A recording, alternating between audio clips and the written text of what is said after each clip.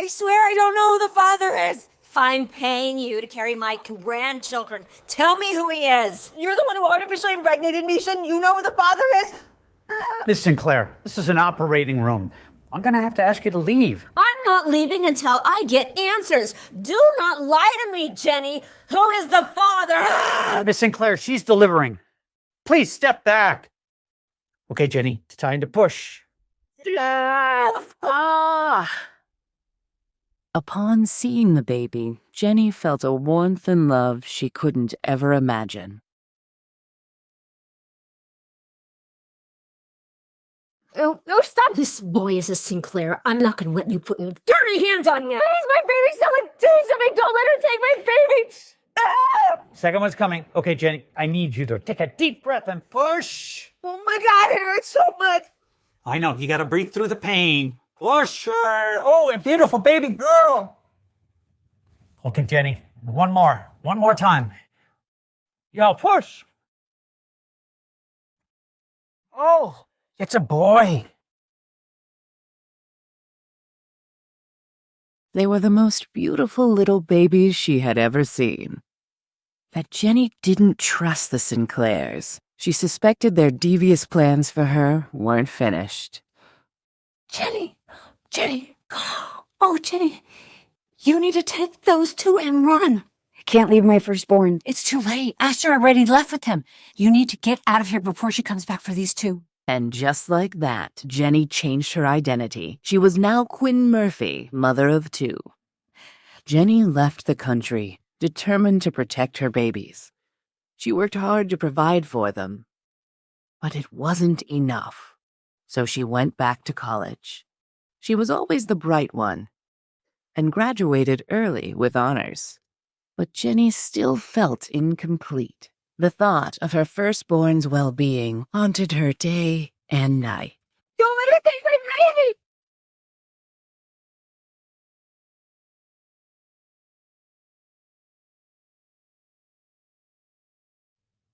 But now, Jenny was back in town, with a new identity and a new job.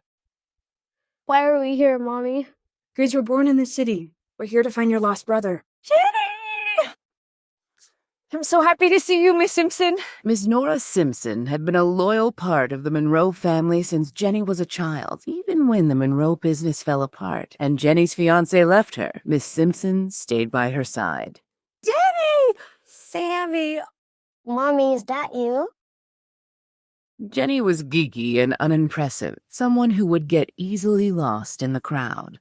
But Quinn Murphy was the opposite. She radiated confidence. Mommy, can we go to the zoo? I promise I'll take you to the zoo. But first, Mommy has to go meet with her new boss. Keep an eye on Denny's jacket. He loses everything. Oh, no problem. Good luck today. I'll have a homemade feast for you when you get home.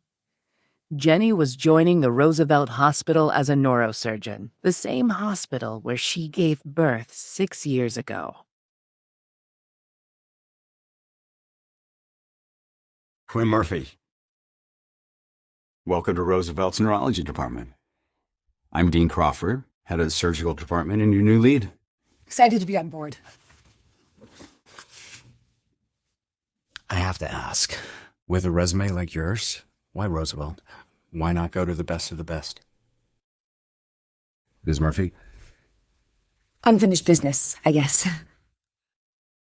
Dr. Crawford to surgery. I repeat, Dr. Crawford to surgery. Duty calls. We'll continue this later, I promise.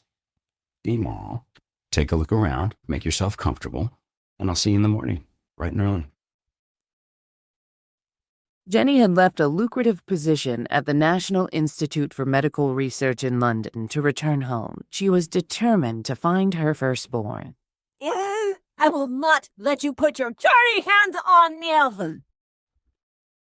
Jenny wondered if her child was even alive. The thought weighed heavily on her heart. Sorry, you all right? Oh, I'm sorry. Denny, what? Did you follow me here? Who's Denny? I'm not Denny. Jake, where are you? Quit playing games and come out right now! Please, don't let him take me.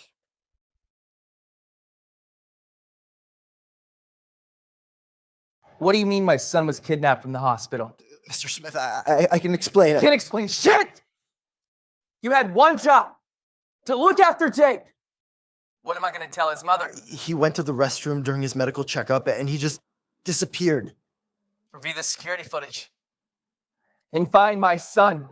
I'm on my way right now. Yes, sir. I'm on it. Find Jake. Or I won't just fire you. I will kill you myself!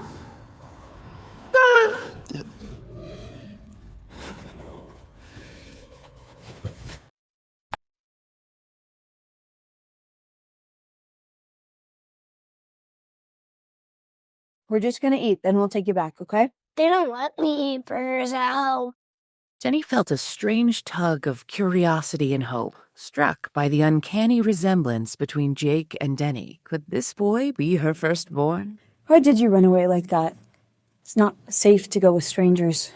You're not dangerous, are you? No, Jake, I'm not dangerous. I just want to help. I wish you were my mom. Where is your mom? Step away from the child. Officers, this is all just a big misunderstanding. All I did was take the kid out for a meal. Save your explanations for the station. You're under arrest for child abduction. Get this woman out of my sight. No, please don't take her away. Let's go. She's my mom. What have I told you about talking to strangers? And why were you calling that crazy woman your mom? Beatrice is your mother. And you know that. She hates me. She's only nice when you're around. What's gotten into you, bud? Hi, Beatrice. Your son's having a rough day. I think it's best if you don't come around today. I'll call you later. Dad, that lady was really nice today. Could you make the police let her go? If you promise to behave and take your medications, I'll let her go. I promise. Lance, call the chief and ask him to drop the charges. We got a bus. How could Jake have established such a bond with a stranger so swiftly?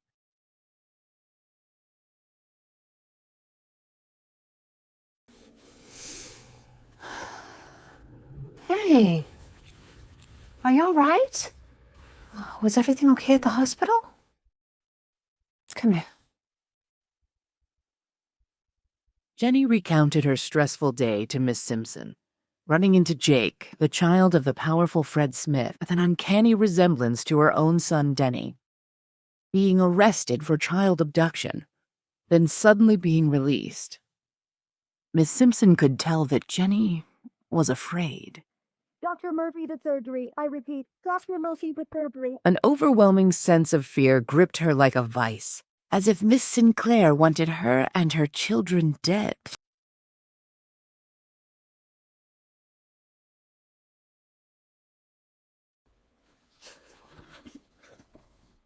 We need to talk. Dr. Crawford, I can explain. It's all just a big mix-up. That's all been taken care of.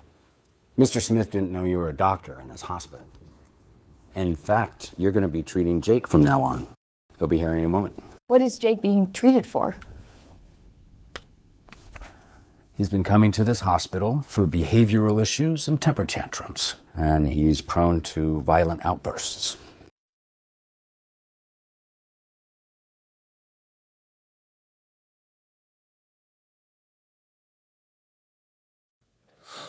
They're here. I was worried I would never see you again. Hi, sweetie. Mr. Smith, allow me to introduce our new neurosurgeon, Dr. Quinn Murphy. Fred felt something as he shook hands with her, but he couldn't quite grasp what it was until finally it hit him. He had met Quinn before. Does Fred know more than he was letting on? Will the truth come out about Jenny's past? I apologize for the misunderstanding. My assistant thought you were some random lunatic and not our new doctor. Quite all right, Mr. Smith. Hop on up and we'll begin the exam. We'll leave you to it then. Will you take me to Burgers after the exam? We'll talk to your dad about it, but first I have to ask you a few questions, okay? So I read your chart, outburst, medications. Is something bothering you, Jake? Is everything okay at home? I just get really mad because of my mom. She's not really my mom, and she's mean to me when no one's around. She hates me. All right, Jake, I believe you. I'm gonna ask you an important question, and I want you to answer it honestly. Can you do that? Does your mother ever hurt you? Jenny's heart broke upon hearing this. She knew what she had to do.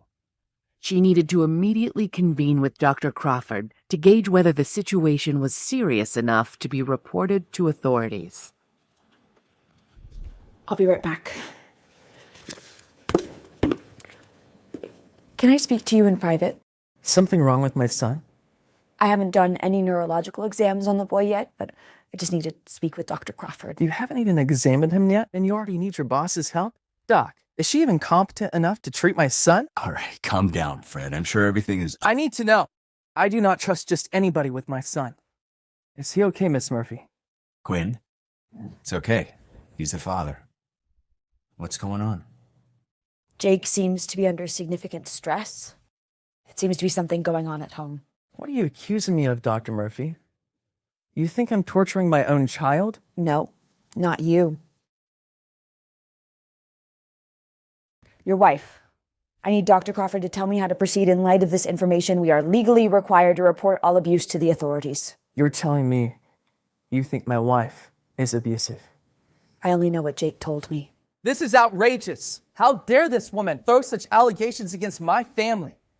I will have your medical license revoked. Don't you care about your son's well-being, Mr. Smith? I did you a favor by coming to Dr. Crawford. Maybe I should have just immediately reported you to the authorities. I should have never dropped those charges against you.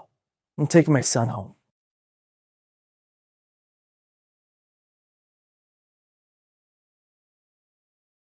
Jake! What kind of outfit are you running here? How can my son go missing twice in 2 days? You were gonna pay for this. Jenny thought of how much Jake looked like Denny, her son. Same age, same height, same hair. It hit her. Jake was her missing son, and he was being raised by this horrible man. Fred, please calm down. I'm sure he's around here somewhere. I'll alert the facility. We will find him. Damn right you will. And get this woman out of my sight. I demand her to be fined. Let's not be too hasty. You need to do something. I will have this place on lockdown if my son isn't found in an hour. I'm sorry, Quinn. I'm gonna have to suspend you pending an investigation or until we find Jake. This is wrong, and you know it, Dean. I know, but Fred Smith is not just the president of RexCorp. He's our biggest donor and a senior member of the board. My hands are tied. So you just bow down to him every time he decides to throw a temper tantrum? I am truly powerless here. And for what it's worth, sir.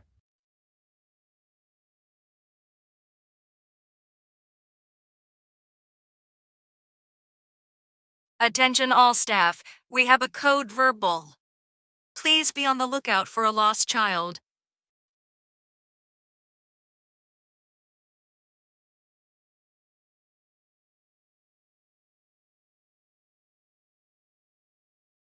Miss Simpson? Jenny, are you all right? I just heard there was an emergency at the hospital. The boy, Jake, he's missing. Again? Oh dear, I hope they find him. Sure they will, but Fred Smith is a powerful man. I don't know if Jake's safe with him. What do you mean? I'm his mother. I know I am. And he needs to be with me and his brother and his sister. Calm down, Jenny. I'm outside with the children. I just rushed here as soon as I heard. I'll see you soon.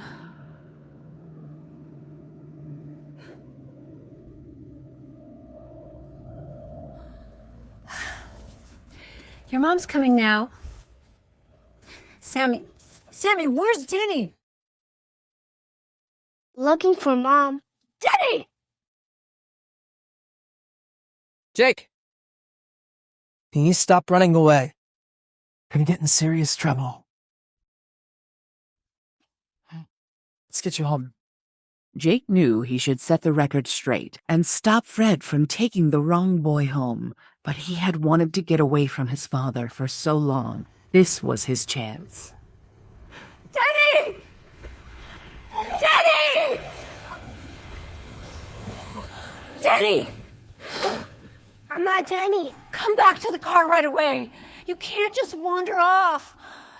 I'm not Jenny.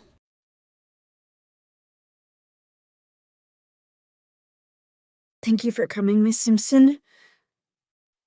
Will they behave today? For the most part.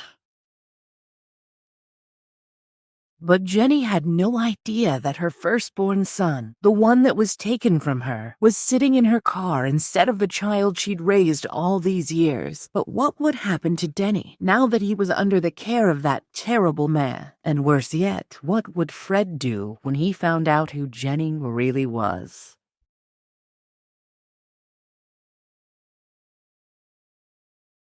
I'm sorry. I couldn't live with myself if anything happened to you. I love you more than anything in the world. You know that? Denny, with his wide eyes and feeling totally in over his head, just nodded. As Fred continued to address the little boy he thought was Jake. Son, are you really that afraid of your mother? He asked. No, said Denny, somewhat clueless. Quinn was a wonderful mother. Why would this man think anything else? Then what is it? You can tell me, continued Fred. I know you might have been afraid to tell me the truth. That's okay. You're not in trouble. He tousled the boy's hair lovingly and called his assistant, Lance, to have dinner ready for them when they made it back to the penthouse. Over in Quinn's family minivan, heading in the opposite direction, Jake Smith was having a similar experience. He'd snuck into this car, and now the nice doctor lady from yesterday was calling him Denny. So was this little girl and an older woman up front driving. It was kind of funny. He wondered how long he could keep this joke going. How about some chicken nuggets for dinner? Said Quinn as Nora drove them to their house. Wow, I've never had chicken nuggets in my whole life, thought Jake, thrilled with the possibility of trying something new that he'd never been allowed to have. Yay! Both children yelled enthusiastically. Quinn was so tired and spent from his crazy day that she thought her eyes were playing tricks on her. Hadn't Denny been wearing a different outfit earlier? No, that didn't make any sense. Quinn sighed, laid her head back on the headrest, and closed her eyes momentarily, thinking of what to do about her job at the hospital.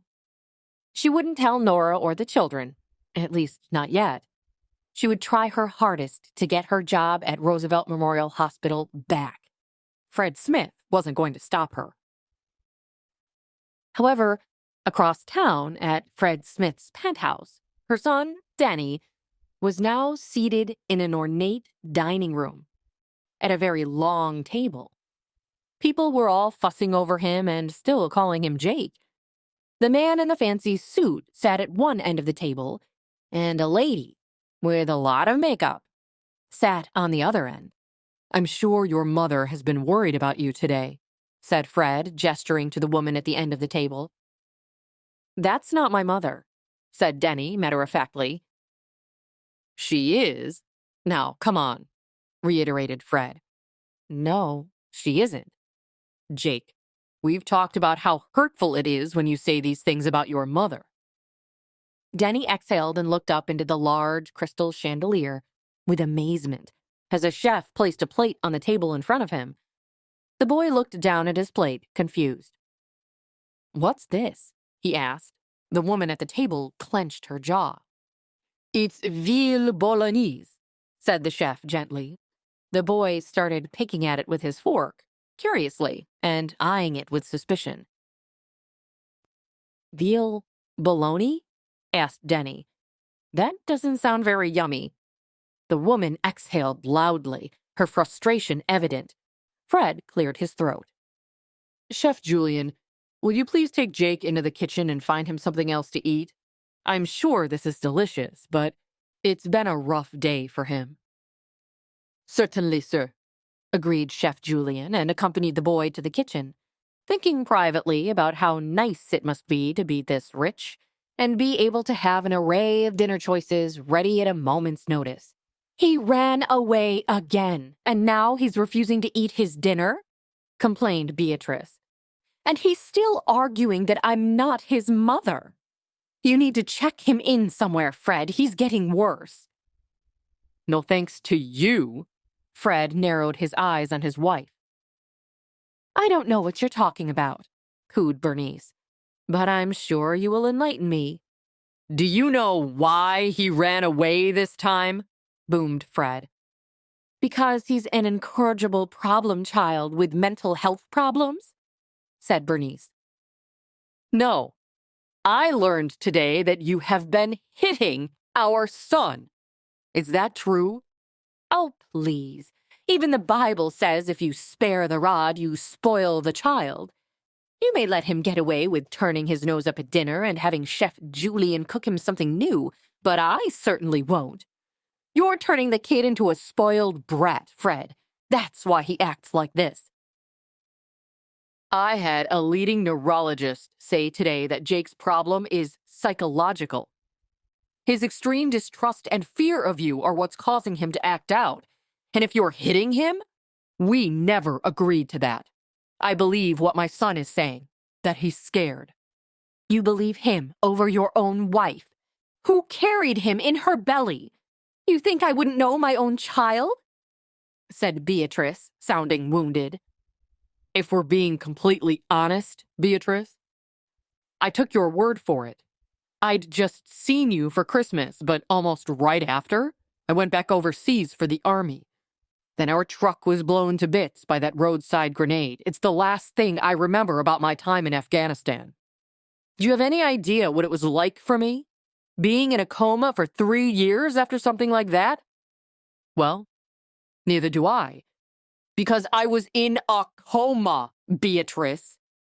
And then I wake up, and surprise, I have a son? I've never questioned you about it, not once. But now, I have questions. Jake is right. You don't cuddle or kiss him or treat him like other moms treat their kids. You act like he's just some nuisance, an inconvenience. I can't believe what you're insinuating, said Beatrice. That's cutthroat, even for you, Fred. That's enough. Just stop, said Fred with an air of authority. Pack up your things, Beatrice. I'll have Max watch you to make sure you pack only your own belongings. You are to leave this penthouse immediately. You will never hit my child again. You'll be hearing from my lawyers. Fine. You'll be getting the bill, said Beatrice, standing up and tossing the chair aside with a crash. I always do, mumbled Fred, who had spent hundreds of thousands per year on spa treatments, clothes, plastic surgery, country club memberships, and more for this woman. I'll take you to the cleaners, said Beatrice. You can try, said Fred. But that will be awfully hard now that I have the chief surgeon from Roosevelt Memorial Hospital able to testify to the fact that you were abusing your son. You wouldn't, accused Beatrice. To protect my son? Of course I would. I would do anything for him.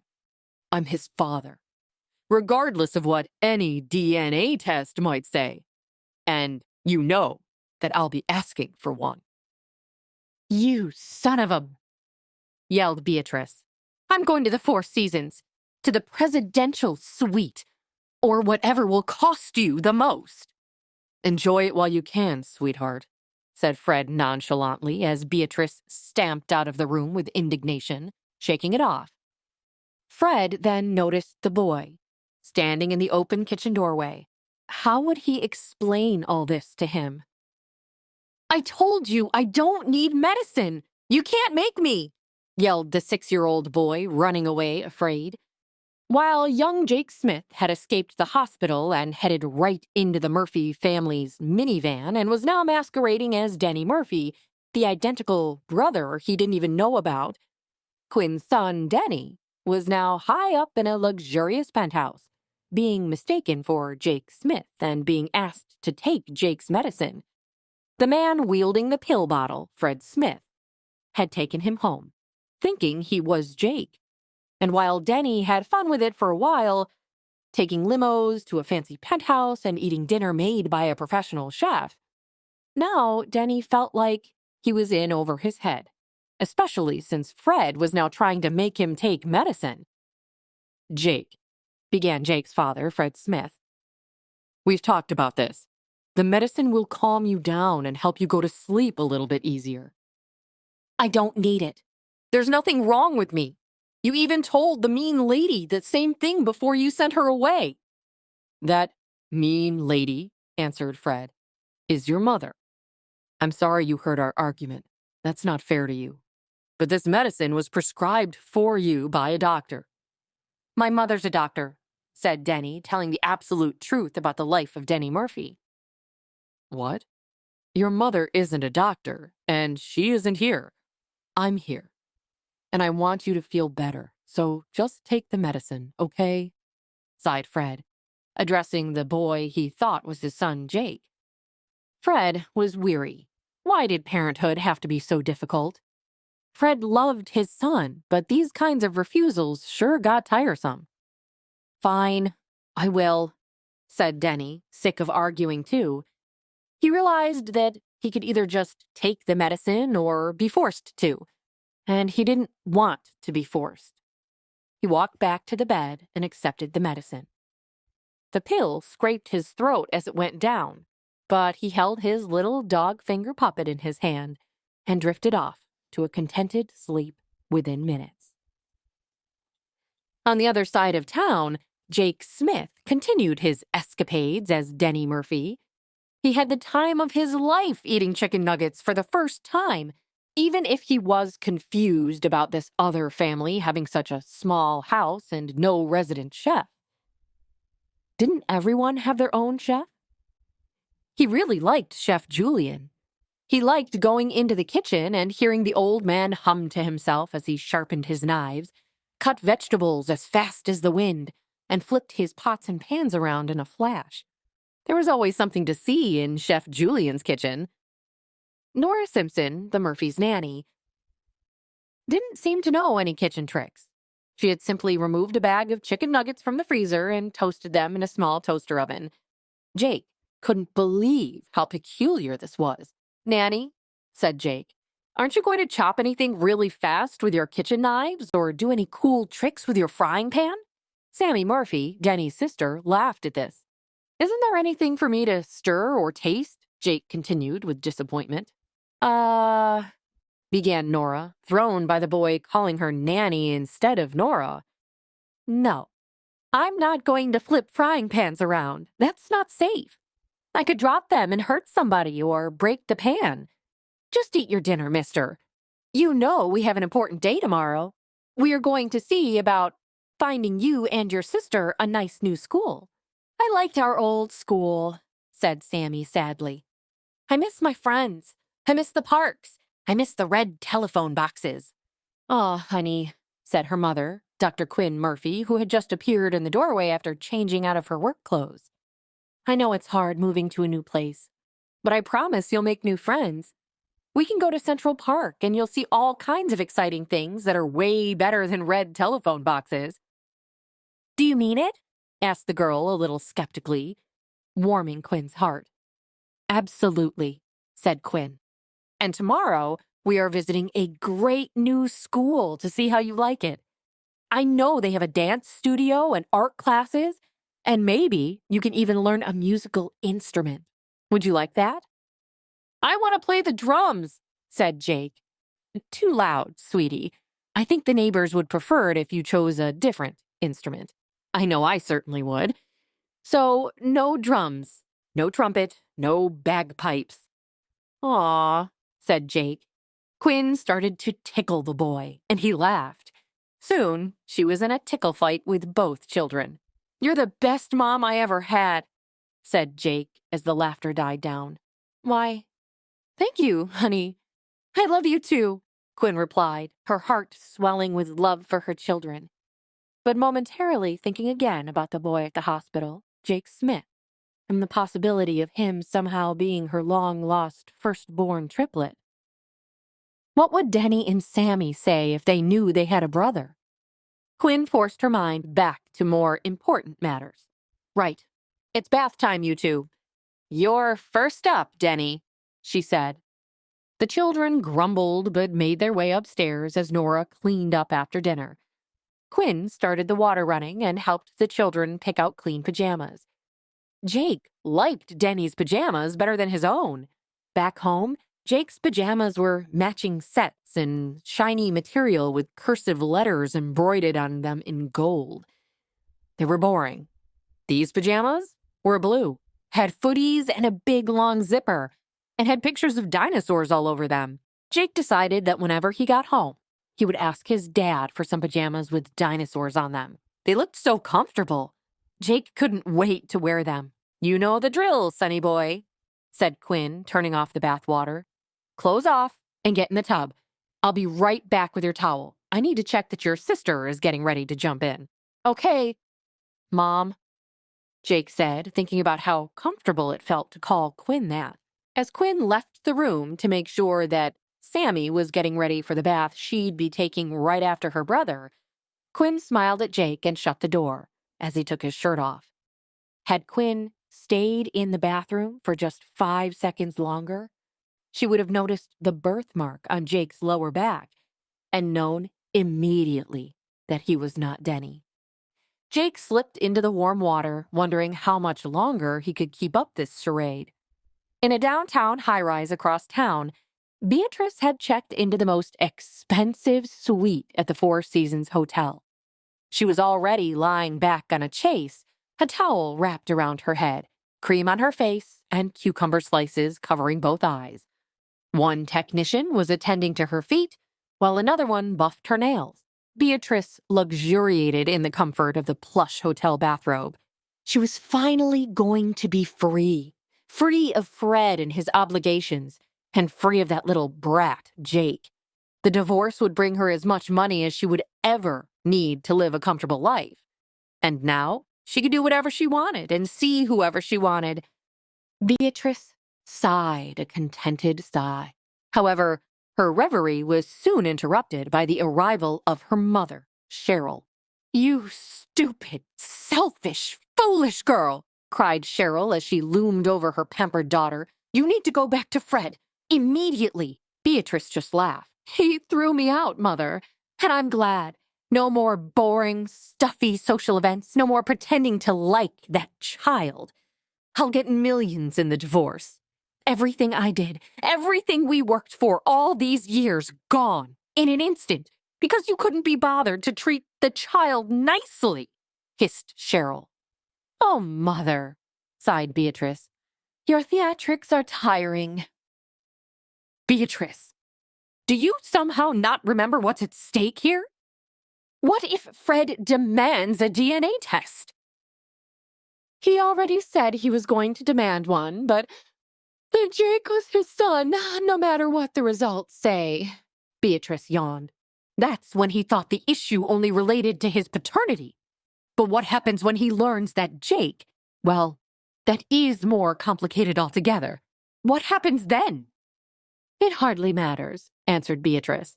"He loves that boy, dotes on him, spoils him even. That isn't going to change.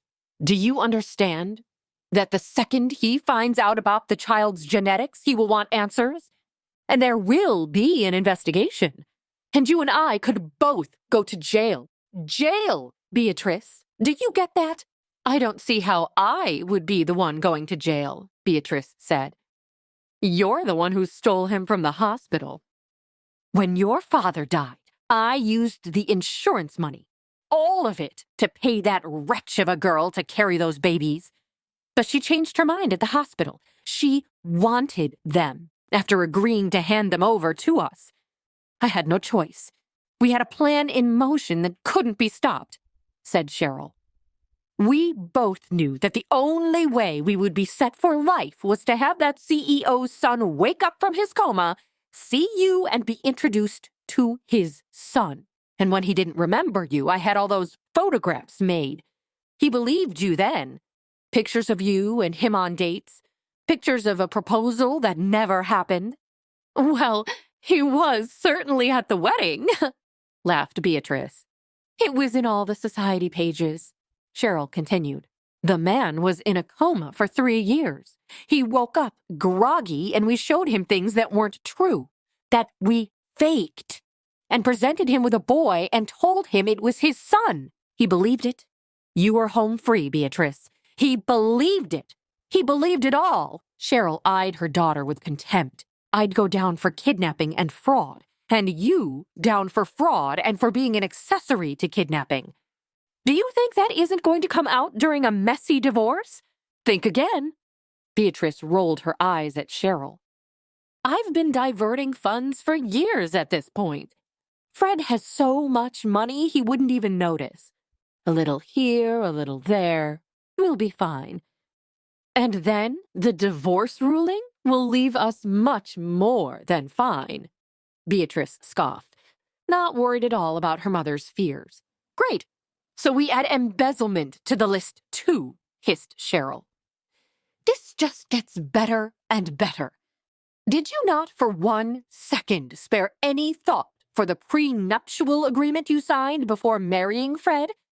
The one his lawyers insisted on before he was allowed to get married. I haven't cheated on my husband, Mother. Beatrice pushed back. That will help, certainly, but I have Sid Feldman reading through the fine print. You may have ruined us, Beatrice, and all because you couldn't even fake being a good mother to that little boy. You could have just been nice. Would that have killed you? He's not a bad kid. Mother, he's so annoying. He's whiny, he's demanding, and he hates me.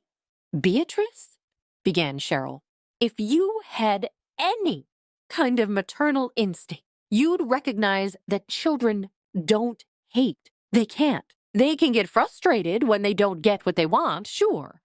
But they don't act out like Jake does unless there's something going on. What are you saying? Asked Beatrice. I'm saying that you trapped yourself in a vicious cycle. You started hitting the child. Then he acted out against you. Then you hit him for acting out. It goes around and around. How do you think that will play out when he's a teenager? I don't care, Mother. I'm out of there, remember? I won't have to be around him anymore. The standoff was cut short by Cheryl's phone, which rang to the tune of a Beach Boys song. Cheryl answered. Sydney, Cheryl said. Talk to me. Beatrice watched her mother's face widen with shock. Cheryl covered her mouth and flopped herself down on the chase next to the one Beatrice was sitting on. Beatrice waved away the manicure and pedicure technicians and tried in vain to overhear both sides of her mother's phone conversation. Oh my God, said Cheryl. Then that means... Cheryl's voice trailed off blankly as the attorney continued to deliver his take on what Fred and Beatrice's prenuptial agreement had in store. Okay, thank you. We'll be in touch. Cheryl hung up the phone, and her hand fell limply at her side as she brought her other hand up to her eyes. What? Beatrice asked. What did he say? Beatrice, began Cheryl, you must find a way to make up with Fred immediately. We have no choice. Do whatever you have to do. You have to get him back. I don't understand. What did the lawyer say? Asked Beatrice ominously. Cheryl's eyes brimmed with tears, and she took a moment before giving her daughter the news. You're penniless, Beatrice. Beatrice's stomach sank. Penniless? This has to be a mistake. There was one thing she knew for sure. She sure as hell wasn't going to stay penniless for long. She had to get to the bottom of this. Fast. And no one, least of all Fred Smith, was going to stand in her way. I will not be penniless. I was meant to be rich. Beatrice screamed at her mother, Cheryl, who was digesting the news they'd just heard from their lawyer. Well, then you've got to win Fred back. And you've got to win him back now, Cheryl snapped at Beatrice finally. Are you sure that lawyer knows what he's even talking about? Beatrice stomped around her penthouse room at the Four Seasons Hotel, a grand view of Central Park in front of her. Yes, Beatrice, you are in the wrong here, Beatrice, I'm afraid. Cheryl shrugged. We both are, Mother. If I go down, so do you. Beatrice may have conned Fred after he woke up from his 3-year coma. She may have convinced him that they were in love and that she was the mother to that spoiled, rotten child, Jake. But Cheryl had done all the planning. Cheryl probably knew who Jake's real father was, but Beatrice knew better than to ask any questions. Cheryl had even gotten that sad, pathetic woman to be the surrogate, so that Beatrice didn't have to go through the ordeal of pregnancy. For Beatrice's part, she'd just shown up at the hospital and done exactly what her mother told her. But Beatrice and Cheryl both loved being rich, and were not going to give that up, no matter what it took. Suddenly, Beatrice stood up and walked over to the telephone in her room and dialed down to the front desk. Hello? What are you doing, Beatrice? You're wasting precious time here, Cheryl snapped. But Beatrice just ignored her until she'd hung up the phone, satisfied. Beatrice had made Fred fall in love with her once. She could do it again. And she would look good doing it, all on Fred's dime. I'm getting Fred back, she announced, flopping back down on her plush king-sized bed. Meanwhile, across town, Fred was still working on controlling Jake, but in the course of the new day, he'd seen something of a shift in him. Jake had suddenly become obedient. It's time to take your meds, Jake, Fred, Jake's father, urged, expecting another fight like the one they'd had the day before. But Denny Murphy, who was pretending to be Jake Smith, just nodded and held out his hand, his beloved finger puppet on his finger. Fred smiled. He didn't know what happened to his son, but he liked this change in him. The medication must be working, Fred thought. Fred knew that keeping that useless Dr. Quinn away from his son had been a good idea. She deserved that suspension. Really, he should have had her fired. But then, Fred stopped himself. Why did he keep thinking about this Dr. Quinn Murphy? Meanwhile, Denny put the pill in his mouth. Fred handed him the glass of water. Denny took a sip. Fred patted his head. Good job. Fred patted his son's head. The meds make you feel better, don't they? Yeah, I guess, Denny agreed. However, just then, Fred's phone rang with a work call, and he turned away from Denny to answer. Denny swiftly took the pill off his tongue and hid it in the finger puppet, just in time as Fred soon bounced back into the room, announcing, All right, Jake, come along now. It's time to get ready for school. What school do I go to again? Denny asked earnestly. But Fred just laughed and shook his head. Very funny. Come on now, get dressed. Your teacher is waiting for you. But seriously, what school do I go to? Denny asked again. You're homeschooled, Jake. You know that. But what about friends? Like friends at school? Fred shook his head. Maybe those meds weren't working after all. Fred couldn't believe this. Jake had been homeschooled for his entire childhood. He'd never had any complaints. Look, I don't have time for this, Jake. I need to get to work. The teacher's waiting for you on the 3rd floor. Hurry along now. Unsure what else to do, Denny wandered his way towards the 3rd floor, all the while whispering to himself, Homeschool? What does homeschool mean? As Denny grappled with the strange world of the ultra-rich, Jake, who had taken on Denny Murphy's life, was excited to begin his first day of actual school. He'd never had classmates before. His father had never allowed Jake to attend real school. Now, Jake couldn't wait to make new friends. It was all he would talk about. Are we going soon? I just can't wait to get to school. Real school, Jake told Quinn, Denny's mother, excitedly. Well, I'm glad to hear it. Quinn smiled, holding Jake and Sammy's hands as they crossed Central Park to their new school. The school itself was a towering building where half a dozen or so kids in uniform were still outside, kissing goodbye to their parents and about to start their day. Jake stared at the school in wonder. It was massive and nothing like the dark single room with a supersized chalkboard that he took all his classes in back home.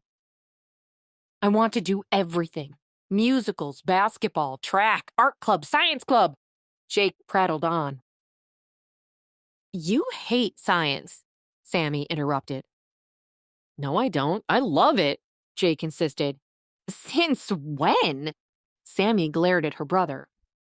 Why was Denny acting so weird? He was never this excited about school back in London. I don't know. You're a liar, Sammy whispered to Jake. Am not. Are too. Sammy kicked Jake's leg behind Quinn's back. Ow! Jake kicked back. Sammy stuck out her tongue at him. Quinn took a deep breath and separated the two children. She loved her children more than anything, but right now they were testing her last nerve. Just a few more days and she'd be back at work after this ridiculous suspension.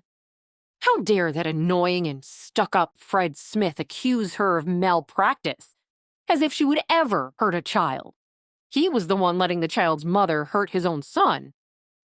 She tried to shake off the memory of Fred Smith, but she hadn't been able to keep him or his son Jake from her mind for more than a few minutes over the past few days. She really hoped that Jake was doing okay. She believed him, even if his father did not. Leave your brother alone, Sammy. He's just excited, Quinn instructed, trying to put an end to the squabbling. Sammy crossed her arms and walked ahead. Be nice to your sister, Denny. Starting at a new school is hard, Quinn whispered to Jake. Yes, Mother, Jake murmured to Quinn. He ran to Sammy and put an arm around his sister. Sammy pretended to be mad, but Jake was too cute to ignore. Come on, Sammy, don't be mad at me, please. Jake pulled at her arm until Sammy dropped her arms. You're so annoying. Sammy shoved Jake. Yeah, but I'm your big brother, so you have to love me.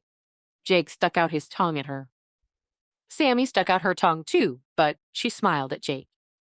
The kids, however, failed to notice that they were about to run into Beatrice and Cheryl, loaded down with shopping bags. Hey, watch it, kids! Beatrice snarled at them. Cheryl turned up her nose at the children. How rude! Kids, watch where you're going, Quinn yelled. Apologize to the nice ladies now. We're sorry, we weren't paying attention. Jake turned toward Beatrice, but Sammy pulled him away before he got a good look at her face. Sorry. Come on, Denny, the bell is going off. Classes are about to start. As the kids ran on ahead, the snippet of Jake's voice she'd heard stopped Beatrice in her tracks. She tried to get a better look at him, but the kids were rushing to school. Sorry about them. They're just excited, Quinn explained to Beatrice before walking away. Beatrice shook her head. I'm losing my mind. I can't even shop without that kid haunting me. Finally, Beatrice and her mother, Cheryl, made it to their destination. A sky-high tower block not far from the park, where the women were meeting their lawyer, Sid Feldman. Tell us what was so urgent on the phone that we needed to rush over here. I may have discovered something. Sid pulled out a folder from his desk. Spit it out, Beatrice snapped. We haven't got all day. Something unusual about Dr. Quinn, who works at Roosevelt Memorial Hospital, Sid revealed. Beatrice stared at Sid blankly. The name doesn't ring a bell. That's because it's not her real name, Sid replied. What's her real name? Jenny Monroe. Patrice and Cheryl gasped. They ripped off their sunglasses at the same time. The surrogate? How did she get back to New York? Cheryl asked. That's not what's important to me or to you right now. What's dangerous is that she's here working at the same hospital where she delivered those 3 children. This could be a huge problem for us, Cheryl agreed. With that, Sid moved a photo across the desk of Quinn and her 2 children. Beatrice looked down at the photo. The boys look practically identical, Beatrice noted. It's almost uncanny how alike they are, Cheryl agreed.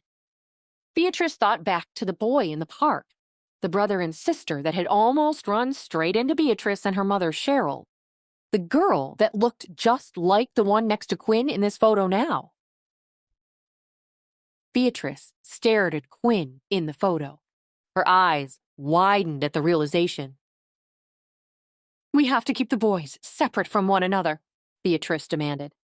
And from Fred, Cheryl added. Beatrice stood up suddenly. Where are you going? Cheryl asked, but Beatrice was already out the door. Later that afternoon, Beatrice stood by the entrance of the school she saw Quinn and her children walk into earlier that day. She had to know. She had to know if her hunch was correct. She was early, and the kids had just been released for the day. She waited for Jake, that spoiled, rotten kid, to come out. Then she saw him by the entrance. Beatrice smiled at a passing teacher and entered the courtyard. No one stopped her. She came up behind Jake with slow and measured steps. Jake, she whispered. Jake Smith, what are you doing here? Jake froze. He turned to look up at her. Jake, come say hi to your mommy. Beatrice held out her hands towards Jake. Then he ran inside the school. Beatrice replaced her sunglasses and walked out of the grounds. She had a smile on her face. Later that night at the Smith mansion, Denny stared at the chalkboard in front of him full of numbers and equations. He followed the path of numbers to the end with his worn-down piece of chalk. Very good, Jake. Now we are on to the science portion of the class. Mrs. Robin, the teacher, pulled out a hefty science book to place on the desk. Denny hated Mrs. Robin. She was too strict and tapped him with her ruler whenever he slouched or got an answer wrong. He hadn't been outside at all today. He wanted their nanny, Nora, to make him his favorite snack. He wanted his mother, Quinn, to read to him. He even wanted his dumb sister, Sammy, here to annoy him all day. I hate science. Can we do something else? Now, come on, Jake. You're my best science student this year. We can go back over the previous assignment first. Denny sat down next to Mrs. Robin again until there was a knock at the door. Oh, Jake, my sweet boy. Beatrice held out her arms towards him. Jake looked up at Beatrice. Say hi to your mother now, Jake. Mrs. Robin tapped Jake on the shoulder with her ruler. Mind your manners. You're my mom? Beatrice took a calming breath. This kid was just as spoiled as Jake was, but she had to win him over if she was ever going to remain married to Fred, and more importantly, keep her money. Yes, it's me, darling. Come downstairs. I made dinner for us. You can cook? Beatrice forced a laugh. Of course not, dear. That's what Chef Julian is for. Beatrice took Denny by the arm and led him down the stairs. Denny did not like Jake's mom. She was not as pretty or as nice as his mom, Quinn. She wore weird clothes and too much makeup. But dinner with Beatrice was better than science class. Fred Smith was stunned when he walked into the dining room to find Beatrice and Denny waiting for him. A massive dinner spread out on the table. Are you okay that Beatrice is here, Jake? Denny looked at Beatrice, who hadn't stopped smiling at him since they sat down. I guess. Denny shrugged. He was just happy that he wasn't in science class anymore. How did you even get in here? Fred snapped at Beatrice. Beatrice rolled her eyes at Fred. I still have a key. Fred sat down and glared at Beatrice. You're not welcome here, or anywhere else around Jake. I made that very clear. Beatrice placed a hand on Denny's shoulder. Look, Fred, I've apologized to Jake. He's willing to give his mother another chance. You didn't apologize to me, Denny blurted out as Beatrice's grip on his shoulder tightened. Yes, I did, sweetie, but I can say it again. I'm so sorry. Beatrice forced a smile after she spoke. Okay, Denny agreed. Beatrice finally let go of him. Beatrice smiled at Fred. She knew Fred was confused by their son's behavior. The last time Beatrice had seen the child, he had been running away at the sight of her. Now he seemed indifferent to her. Beatrice was determined to work this in her favor to get Fred back. Fred's phone rang. I have to take this. Are you all right here by yourself for a moment, Jake? Denny nodded. Fred looked unsure, but stepped out of the room. Beatrice leaned down to whisper into Denny's ear when Fred left the room. I know who you are. Denny froze mid-bite. He looked at Beatrice in the eye. She held his eye contact. You don't know anything, Denny denied. I know you're not Jake Smith, Beatrice smirked. She had him. This little brat was posing as her snooty son Jake. His real name was Denny Murphy, and she was going to deliver him back home and bring Jake back to his real family. That would surely ensure that Fred would fall for Beatrice once again. There's no way Fred could divorce her if she brought back his beloved son to him safe and sound. Not that either Beatrice or Fred were actually Jake's biological parents, but Fred thought they were. And that was what mattered. She was determined to keep this whole business under wraps so she could have her husband, and, crucially, her husband's money, back. Beatrice just had to get the real Jake back, and everything else would fall into place. Beatrice had to work quickly. Fred was in his office on a work call, so she was on limited time. Denny, meanwhile, was panicking. The ruse was up. He bolted out from the table, ready to make a run for it, but Beatrice grabbed him by the arm and jerked him forward. Ow! Denny screamed at the top of his lungs. Be quiet, you're fine, Beatrice whispered to him. Denny froze for a moment. He looked into Beatrice's mean eyes and knew he had to get Fred back in there. No wonder Jake wanted to switch places with him. His mom was way nicer than this mean lady. She's going to hit me! She's going to hit me! Denny screamed, louder than before. Beatrice raised her hand. Then she thought better of it and took a step back, just as Fred ran into the room. What the hell is going on here? Fred demanded. Denny burst into tears. Fred scooped Denny up into his arms. He glared at Beatrice, who held up her hands in mock innocence. I was just trying to reason with him, Beatrice insisted. Then why is he crying? Denny buried his head into Fred's shoulder and cried some more. What happened, Jake? She was about to hit me, Denny cried. She's mean. Beatrice crossed her arms and glared at Denny. This little two-faced brat, Beatrice thought to herself. I had him right where I wanted him, and now he pulls this act? Now I'll have to try a different tactic. Get out, now, Beatrice, Fred yelled. I'm going, but that child is not telling the truth. And one day soon, you're gonna find out all about it. You just wait. Then you'll see who really cares here. Get out, Fred yelled again. Fred hugged Denny to his chest. Dad, she's mean. A mean lady, Denny whimpered. Come on now, that lady is your mother, Jake. I can't change that. I married her. Denny crossed his arms. Can't you just divorce her and marry someone else? Jake, don't say such things. We are your family. Even if your mother is difficult, she is your mother. She's not my real mom, Denny thought. My mom was nice and kind.